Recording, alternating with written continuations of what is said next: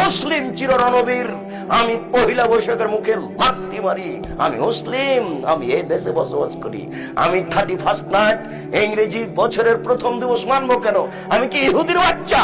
আমি কি খ্রিস্টানের বাচ্চা? আমি এই ইংরেজি মাসের প্রথম দিনের মুখে লাথি মারি, আমি এই ইংরেজি মাসের প্রথম দিনকে মুখে লাথি মারি। তুমি কার পুরুষ? তুমি কার পুরুষের বাচ্চা? তোমার শরীরে পুজ আছে, তুমি মূর্খ, তুমি বর্বর, তুমি অসভ্য।